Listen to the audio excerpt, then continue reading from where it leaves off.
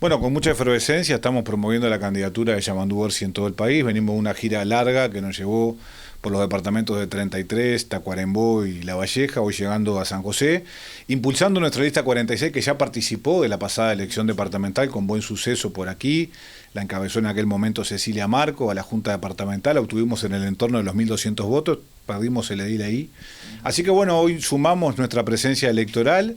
Por supuesto que vamos a encartar la lista 46, que es la opción nacional, con la hoja 1609, porque como tú decías, somos parte del espacio 609, y con la expectativa cierta de tener un desempeño electoral digno, importante en este departamento, que no deja de ser mi departamento natal. Ahí está. Bueno, ¿cuál es el principal cambio, ¿no? que tiene que tener el Uruguay? ¿Con qué propuestas, ¿no? de cambio se encara esta campaña de cara a las internas, Mariano? Bueno, la propuesta está establecida con mucha claridad en el programa de Frente Amplio, que es un programa compartido por los tres candidatos, pero el principal problema que tiene el Uruguay, sin ningún tipo de dudas, es el de la seguridad pública, sobre todo en todo lo que tiene que ver con el crimen organizado y en particular con el narcotráfico, pero también hay dificultades vinculadas a la trata de personas y al contrabando, hablo del gran contrabando, que son materia de atención de los equipos de Yamandú Orsi, de Carolina Cosi y de Andrés Lima. Nosotros hemos hecho nuestra preferencia de opción por Yamandú porque lo conocemos desde hace casi 20 años, porque conocemos su trayecto en la Intendencia y además, para resolver los temas económicos y los temas de seguridad, por poner dos de los ejemplos centrales, porque son preocupación de la gente, precisás un articulador en el Poder Ejecutivo, alguien que tenga la capacidad de generar consensos y administrar el disenso. Y yo creo que Orsi ha hecho escuela en la Intendencia Canaria de esta actitud, porque cada vez que construye una política departamental a largo plazo tiene esa capacidad de sentarse en torno a una mesa con el Partido Colorado, con el Partido Nacional y decirle, che, ¿qué pensás? ¿Cómo lo podemos hacer juntos? ¿Cómo lo podemos mejorar? Y creo que eso es lo que le falta al Uruguay de los próximos años. Nuevamente se comienza una campaña electoral con el principal tema de preocupación de la población de la seguridad pública, ¿no? Bueno, un tema que el gobierno se comprometió a resolver y que no ha podido porque no ha tenido hoja de ruta. Yo siempre digo que en el Ministerio del Interior hubo crisis institucional. En un momento con el tema del narcopasaporte se discutió mucho si había crisis política o crisis institucional. Resolvimos o comulgamos con la idea de que había crisis política. No así en el Ministerio del Interior, porque no hay antecedentes, desde la apertura democrática hasta la fecha, de un ministerio que haya sido descabezado en su comando político, como sucedió con el Ministerio del Interior, y descabezado la Policía Nacional, por situaciones diversas, algunas que tienen que ver con cuestiones de transparencia, hay algunos policías que se estuvo investigando por el caso Astesiano, por poner un ejemplo. Además de eso, no hubo hoja de ruta clara, sobre todo para enfrentar el tráfico ilícito de drogas. Ha sido una estrategia zigzagueante de idas y vueltas que lo que ha generado es mayores niveles de violencia, sobre todo concentrados en la zona metropolitana, porque la presencia y la disputa territorial entre los clanes que mueven la droga es realmente compleja y genera justamente como replicancia inmediata la suba, entre otras cosas, de los homicidios, porque a ver, homicidios hubo siempre en el Uruguay, lamentablemente, no con el grado de virulencia de lo que estamos viendo hoy. Yo comentaba que el pasado año apareció una mujer desmembrada en una tarrina en la ciudad de Sauce, cuerpos prendidos fuegos dentro de vehículos, gurises que llegan a sus domicilios con algún pedazo de dedo menos o una oreja menos.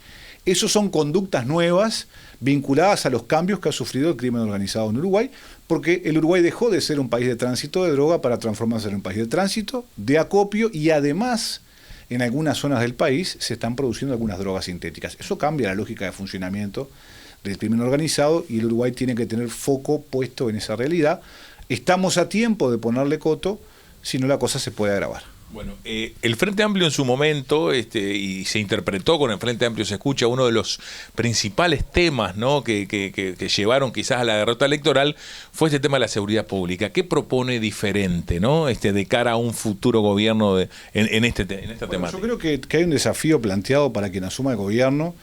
Personalmente, yo no comprometo a mi sector político en esto, yo considero que hay que acordar una política pública con el resto de los partidos que tenga tres patas fundamentales para por lo menos empezar a encarar el tema del narcotráfico con mayor seriedad y solvencia.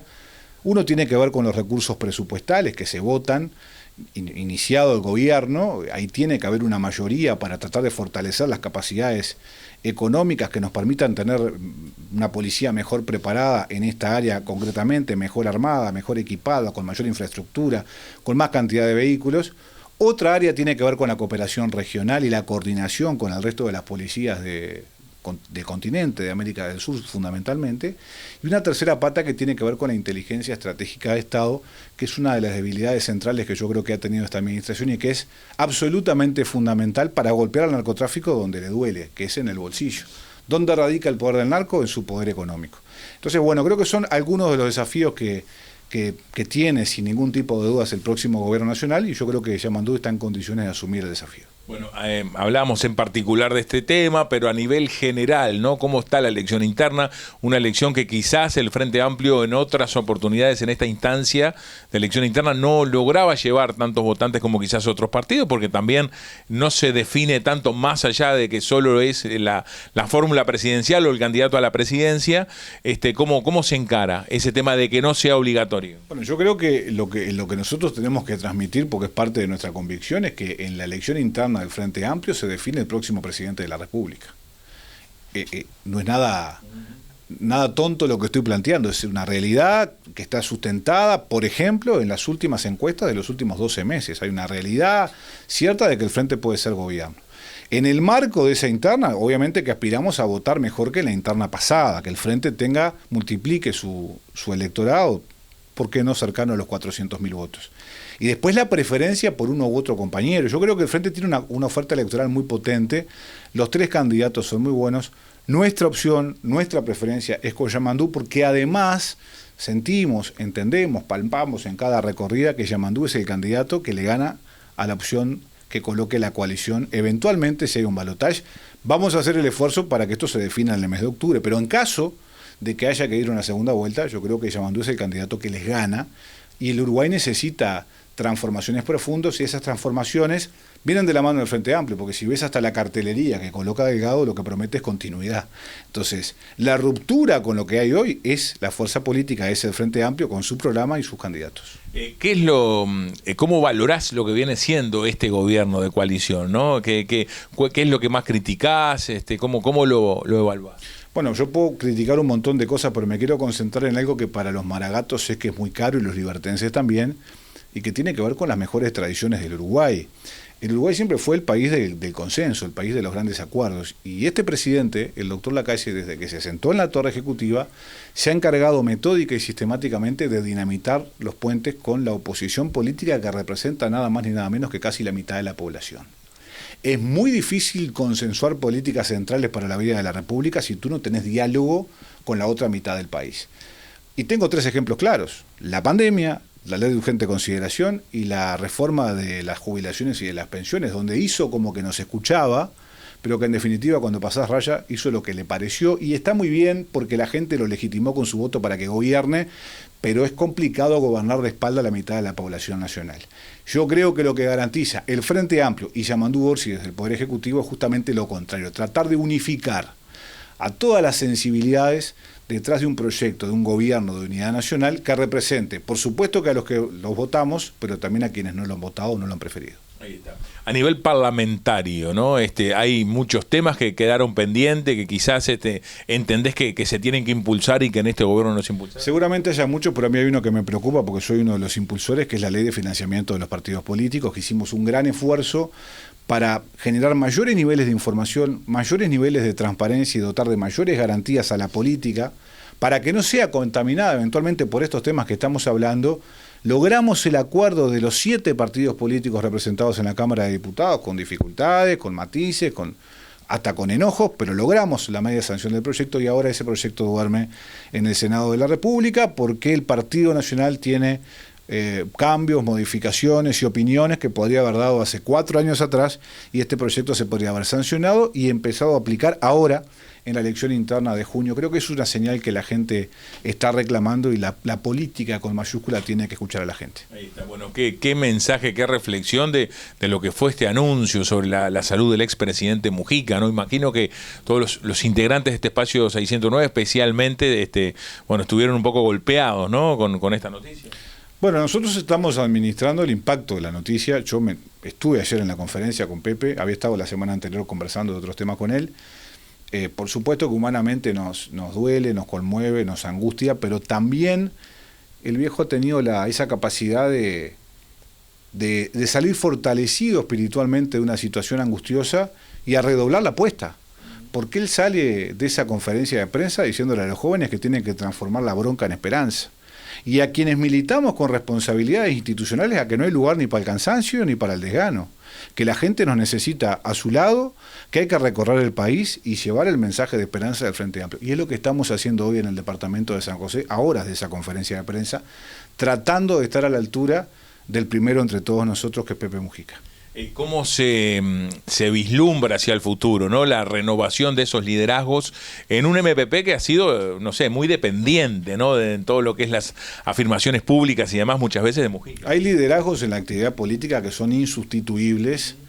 Lo fue Wilson Ferreira, lo fue Luis Alberto Barrera, lo fue el general Sereñi, lo es seguramente Daniel Astori, lo va a hacer Pepe Mujica, pero hay una generación de compañeros y de compañeras, donde está Yamandu Gorsi, que es del Movimiento de Participación Popular, donde está Alejandro Sánchez, el Pacha Sánchez, entre otras figuras, que seguramente tengan, y sin el seguramente, tienen la capacidad para recoger esas banderas históricas, representarnos a todos y liderar los próximos años en un proceso político que va a tener más cambios, porque la política es eso, es el cambio vertiginoso, es la transformación profunda, y después estamos todos nosotros que tenemos que empujar el carro, porque de eso se trata. Siempre los liderazgos son colectivos, por supuesto que cuesta mucho más cuando esas figuras que son inmensas no están más presentes en la actividad política como estaban antes. Pepe hace ya un tiempo que no es protagonista de los procesos electorales. Está entre nosotros, por suerte, lo va a seguir estando por mucho tiempo más, pero el candidato es Yamandu Gorsi. Por lo tanto, eso es el fiel reflejo de que hay una renovación viva que está en la cancha y que está compitiendo para ser presidente de la República, y lo estamos acompañando. Bueno, programa del Frente Amplio, ya bueno se definió y demás. ¿Qué énfasis tiene que tener, ¿no? A tu entender, en caso de que Yamandu Gorsi gane la interna y luego gane la presidencia de la República? Bueno, por lo menos tres que para mí son centrales: el de la seguridad pública, que ya lo expliqué, el abatimiento de la pobreza infantil tiene que ser un punto focal de este gobierno, del próximo gobierno. No puede ser que en un país donde hay 16 millones de vacas, los niños, o el 20% de los niños menores de 6 años tengan hambre en Uruguay. El Uruguay no se puede permitir ese tipo de circunstancias tan gravosas. Y después el equilibrio macroeconómico que el Uruguay tiene que seguir manteniendo, porque si tú tenés la casa desordenada es muy difícil que puedas desarrollarte hacia el porvenir con eficiencia y con eficacia, y que por lo tanto la gente pueda vivir mejor. Yo creo que esas tres cosas: seguridad, pobreza infantil y de alguna manera la custodia celosa de los equilibrios macroeconómicos, son la clave para avanzar hacia un país más justo. Por supuesto que hay otros desafíos vinculados a la producción nacional, a la educación pública nacional, porque hay una educación que fue modificada en algunos aspectos, pero sin anuencia de quienes son justamente quienes imparten esa educación, cosa que hay para rever, para conversar. Pero creo que esos tres puntos centrales que planteé, más las relaciones exteriores del Uruguay, que siempre tienen que ser virtuosas por el tamaño que tiene nuestro país, son desafíos que va a tener la próxima administración. Bueno, Orsi, hombre del interior, ¿pesa eso también en esta campaña?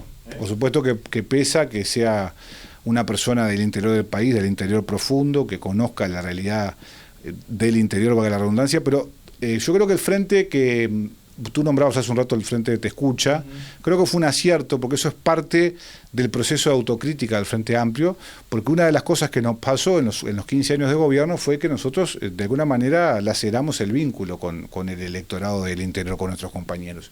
Y yo creo que esa salida intempestiva al interior de todos a conversar con la gente nos reposiciona y de alguna manera reconstruye el vínculo que se había roto en el pasado. Y bueno, y Yamandu y Carolina y Andrés van a una elección interna con todo ese tejido militante reconstituido, y por lo tanto con posibilidades ciertas de que nuestra fuerza política acceda al gobierno nacional. Bueno, por último, la lista 46, ¿cómo comparece, digamos, a nivel del departamento de San José, con candidatura propia, apoyando la candidatura de Nicolás Mesa? ¿Cómo es la comparecencia puntual de la lista? En la elección interna hay hojas a la Convención Nacional y la Convención Departamental. La hoja a la Convención Nacional está integrado por compañeros que militan en la lista 46.